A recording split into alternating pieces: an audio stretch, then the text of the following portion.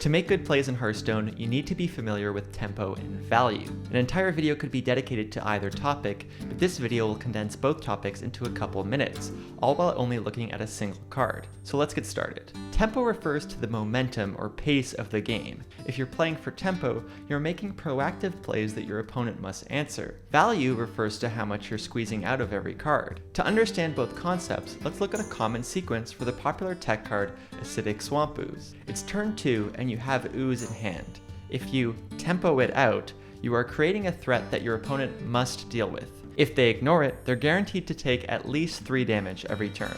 So you decide to play the Ooze, but your opponent, who also has Ooze in hand, opts to hold on to it. They're hoping to get more value out of the card by using its battle cry to destroy a weapon later on. Turn 3 rolls around. You put another minion in play, and your Ooze that you played the turn before deals 3 damage.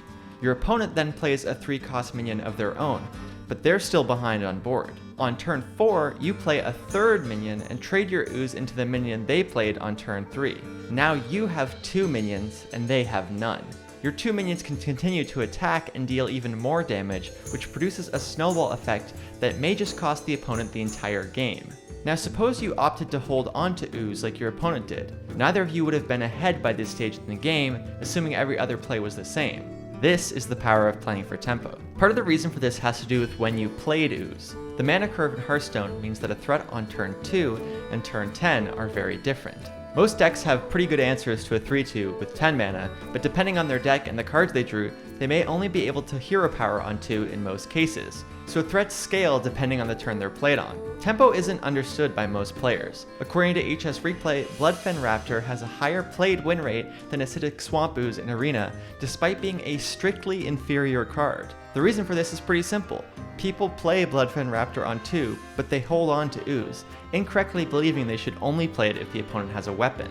The Snowball Effect tempo creates is also commonly misunderstood, primarily because tempo swings are often the result of many small decisions that repeatedly occur throughout the game. It's easy for the opponent in our example to assume that they got unlucky in their situation, rather than recognizing how their play helped create the loss in tempo in the first place. But playing for tempo isn't always the correct strategy.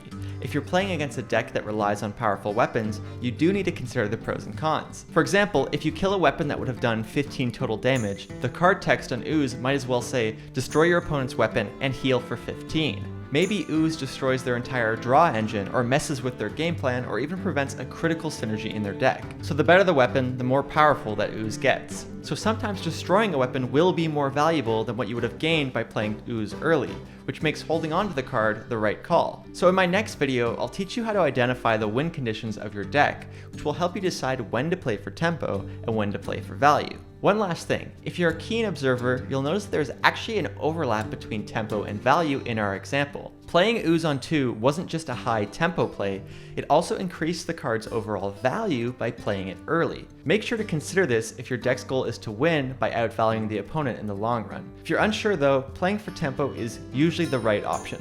To quote the Hearthstone player Zalay, tempo good. Thanks for watching. If you enjoyed this video, please subscribe and tell your friends. You can also check out my stream at the link on screen. That's all for now, so I'll see you guys next time.